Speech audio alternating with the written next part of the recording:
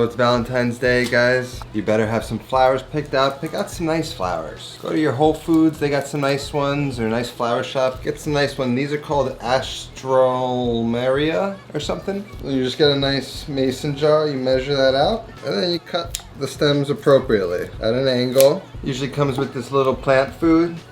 Then you got a nice bouquet of flowers for your lady. She deserves them. Make sure you pick out a nice one. Flowers are nice, but they're not enough. You gotta provide a nice meal, something very delicious, something luscious, something romantic. And so today we have something special because not only is this Valentine's Day episode, this is a recipe that you might actually be seeing on ABC News on February 13th, so tomorrow on ABC World News, I believe. I'm not sure when it exactly airs, but I'll share links obviously on my social media. I'm making this recipe so it's available to anybody who might find me from that video, and because it's a beautiful recipe for Valentine's Day, and because it's also a Patreon tribute episode for Paige Pardo. Thank you, Paige Pardo, for contributing to my top tier on Patreon. So this video is for you. I hope it makes you feel warm and fuzzy on Valentine's Day. Now, Paige is a special patron because she also runs this llama farm, and she's also trying to cultivate truffles. So she sent me a black truffle. This is like one of the gems of the culinary world, and the smell is absolutely incredible. Paige sent me this, and she basically told me that I've adopted a truffle tree. And what that means is that truffles sort of grow in certain environments, and usually they're by trees, specific trees. So she is planting hazelnut trees that are inoculated with the spores that create the environment for these to grow. So my name is going to appear next to a tree. She sends me one of these as a result, and then in the fall I get another delivery and a nice little truffle care package. If you want to get some truffles, if you want to adopt a tree and get some truffles in your life, I'm going to leave all of that information in the description of this video. But today we're making a risotto. I know black truffles are fancy. You might see this be like, I'm never gonna get a black truffle. I've never seen one. Don't worry. Everything here can be done without truffles. This is just an addition. It's something special for Paige and her Patreon video. We got a lot to cover. Let's just get right into the thing. Now, the basis of this risotto is going to be mushrooms. I'm gonna use lots of different mushrooms. I went to the store that I knew had lots of cool mushrooms. So I've got these guys. These are king trumpet mushrooms. We have these oyster mushrooms, which we used in Chuck's oyster mushroom chicken dinner, which I'll link down below as well. We have some shiitakes, and then we have some little creminis. And I'm basically going to roast all of these, create different sizes, different textures. Some are going to get a little crispier than others. Some are going to be softer. Whatever you like that you can find at the store, feel free to use. And then we've got dried mushroom. These are porcinis. These are chanterelles. Generally, I just use these, but I saw some chanterelles and I figured why not throw them in. You can pick one, you can do both, you can do whatever. What I'm going to do is get 4 cups of vegetable stock hot on the stove and then start to steep these in them. To that 4 cups of vegetable stock, I'm just gonna add a cup of water. I'm just gonna get this on the stove. We want the vegetable stock to be hot, not only to rehydrate these mushrooms, but so that it doesn't cool the risotto down as we cook it. If you've never made risotto, it's a process that's very simple, but it's a labor of love. You have to stand over the risotto while it cooks, and you've got to stir it almost the whole time. And while you're stirring it, you're adding some of the stock gradually to it, and that's the method of making this kind of dish. We're gonna pour a little bit of that into a bowl once it's hot, rehydrate these, then strain it out, pour that stock back into the pan, and then chop these guys up, which we're then gonna mix into the risotto as well. This is the most common risotto rice that you're probably going to find in a supermarket. It's called arborio rice, and it's a short grain rice. This is the kind of rice you want to buy when you're making risotto. So first what we want to do is we're going to make a little truffle butter, because that truffle might not last, and if I make truffle butter and freeze it, then I have that beautiful truffle flavor whenever I want. So basically we're just going to get some unsalted butter into a bowl, softened, and then just sort of smash it around. Get more of that surface area exposed. Now this is a truffle grater. This is nice to have. This is what's gonna get nice thin shavings of truffle. But for this, I don't think I wanna use that. I'm just gonna use a microplane. And first let's cut this guy open. Sort of smells like pizza dough. They're really incredible. Did I also mention it's my 1-year anniversary of the show? Yeah, it is. So that's another reason that calls for using truffles. So basically, I'm just gonna grate it in.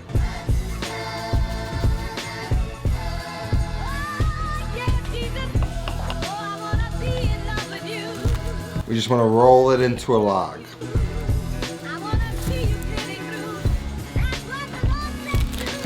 Now, I've preserved half that truffle. Throw it in the freezer. Whenever you need truffle, you have it. So this is the vegetable stock. It's gotten hot. In with the porcini mushrooms.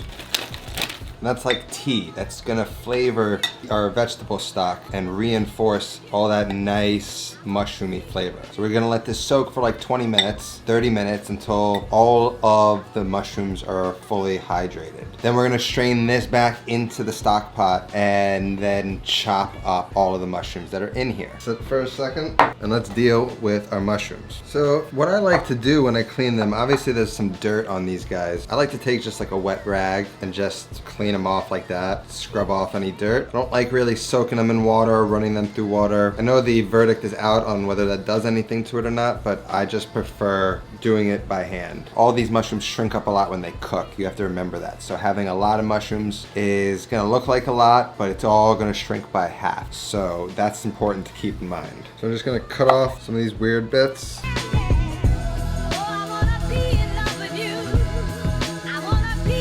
I just want to take the oysters and just sort of tear them, have different sort of rustic textures in there.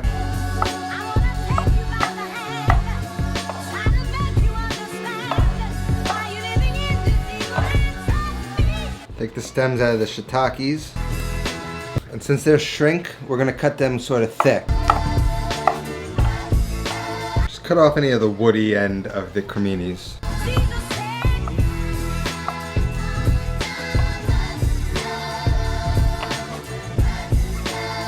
So I got an oven preheating at 425 degrees. Just take some fresh thyme, gather it about. Season with salt, oil.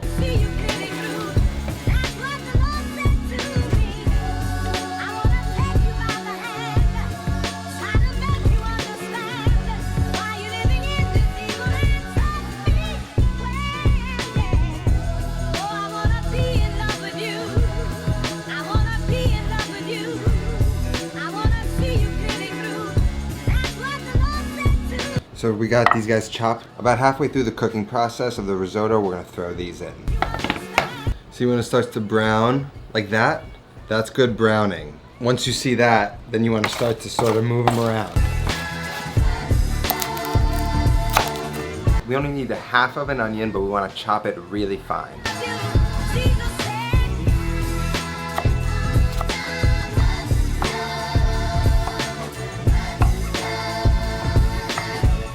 You don't want pieces of onion that are gonna be bigger than the pieces of rice. So that's why it's important to get them super finely chopped.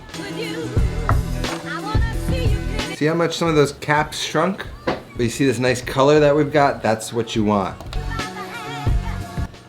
Amazing. So we're gonna remove all of this thyme.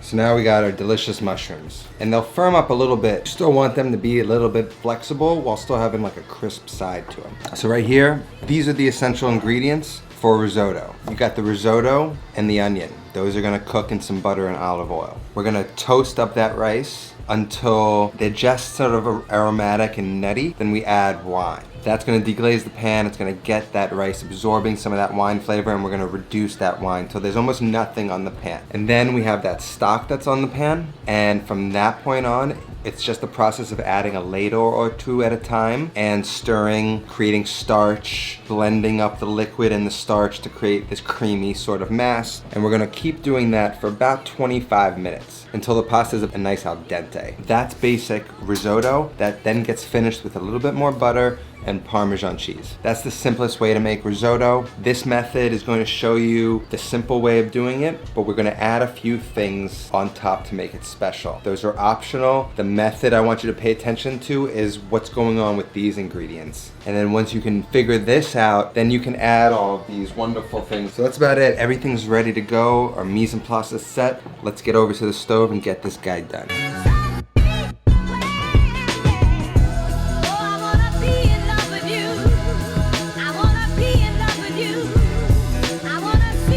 want to sweat the onion. Not too much color on them at all.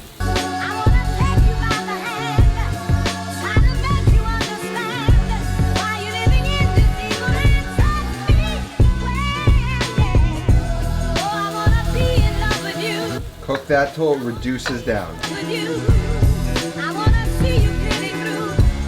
This is going to be the next 25 minutes. Nice and gentle, swervy strokes. And then you want to cook this until that starts to happen. You can see the liquid is reducing a little bit. When you can start to see the pan, that's a good indication you need to add more stock.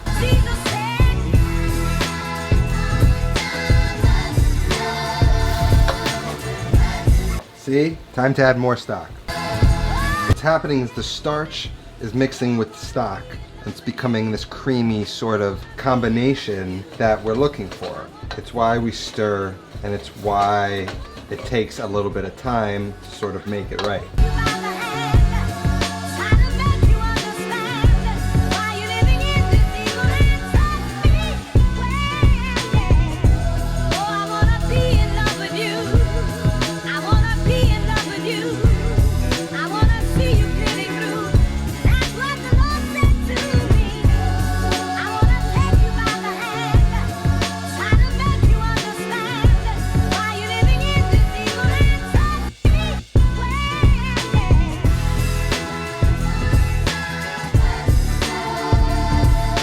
So now I've just got some arugula. I just shaved some parm in there, and then the rest of the mushrooms. And I'm gonna make a little salad to go on top, and then throw some of these beautiful truffles in there.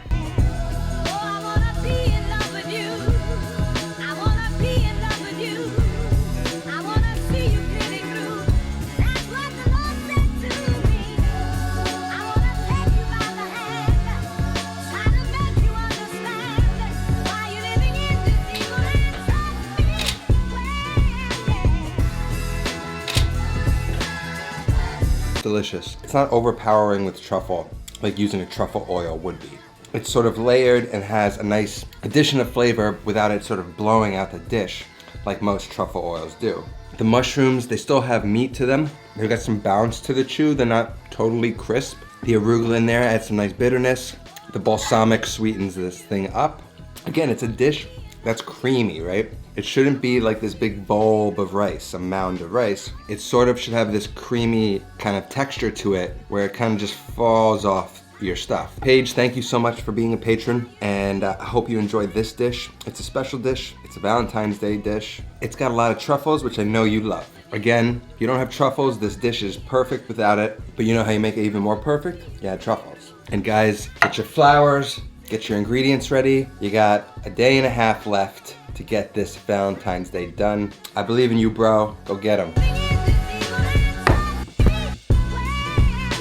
Thank you so much for watching. Happy early Valentine's Day to all of you. Paige, thank you so much for sending those truffles. It was really fun to use them, and I hope people go check it out. Guys, go down in the link in the description and check out what she's got going on. Guys, make sure you really make it special for your wife, your girl, whoever. Why snooze on this day when you can get easy brownie points? Cook her some food, get her some flowers, show some love.